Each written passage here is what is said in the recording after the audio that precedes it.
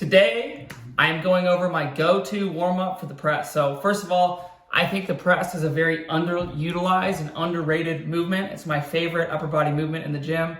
The reason that a lot of people struggle with it is because a lot of us have tight chest, tight lats, rounded upper back. We don't hang from bars or trees anymore, and we don't do a lot of work overhead. So because of that, we have a hard time maintaining good posture while we press overhead. A lot of strength coaches like to use a Coke can analogy where when you have a Coke can and you try to smash it like this, it's really, really, really hard. But if you create a dent in the Coke can, then you can smash it no problem. And so a lot of people have a hard time having the mobility to keep their rib cage stacked over their pelvis, their head over their rib cage. So when they press, they arch their back or they have issues like that, and the press becomes a lot more difficult because of that, and they're not strengthening their core when they do it. So in order to press better and get more out of it, you need a good warm-up to kind of open up those problem areas before you get into the press. So number one thing that we're going to do right here is going to be PVC pipe or broomstick pass-throughs. You can use a band too. So you want to take like about a snatch grip. The wider you go, the easier it's going to be. And from here, you're just making big circles around your body, really focus on pressing the PVC pipe away from you, especially as you go around your upper back. If you have a hard time doing that and you find your elbows are bending when you do it, or it's like scraping your upper back, you need to go even wider. The band's easier than the PVC pipe. What this is gonna do is just generally get the shoulders warmer. Again, open up the shoulders, open up the chest, open up the lats. After that, one of my favorite movements, pullovers.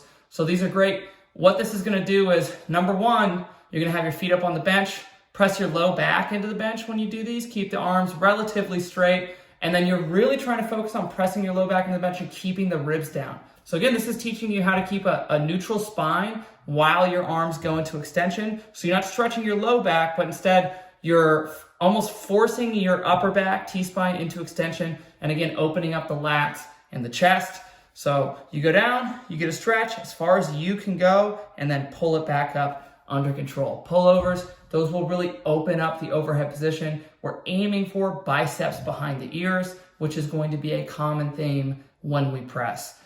Number two, we're going to now use that new range of motion that we've just created and try to solidify it with strength. So we opened up those muscles. Now we're going to strengthen and activate the opposing muscles with trap raises. So here, your bench is at an incline a little bit. Your chest is on the bench. Try not to look up when you do these or overly arch your back.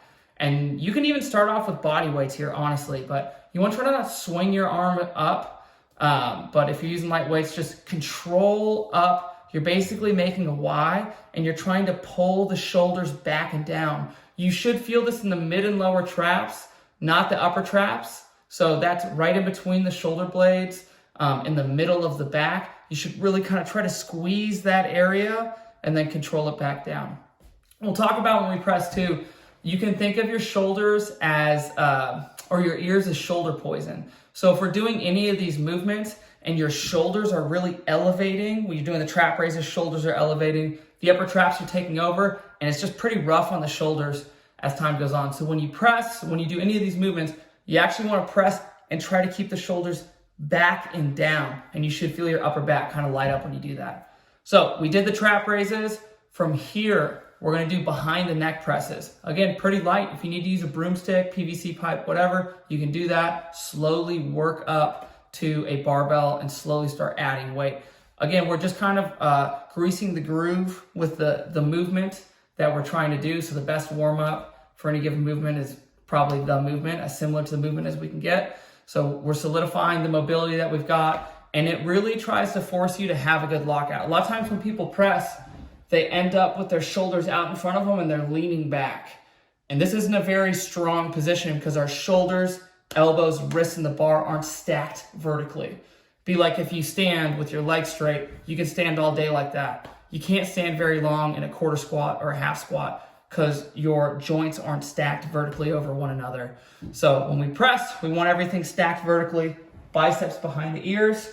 Right here, because your head's already in front, you can just press straight up. And if you look at this, You're gonna want, again, wrists, elbows, shoulders, bar, all stacked right over the hips if we can, right over like the upper back too. So we're doing these behind the neck presses, nice and slow on the way down, controlling it up. And that is my go-to warm-up for an overhead press. You can do 2 to 3 rounds of those movements for somewhere between 8 and 10 reps each one. Do it so you do PVC pipe passovers, then pullovers, then trap raises, then behind the neck presses, and then you would go back to the start and do those again, then start warming up for your press and get after it.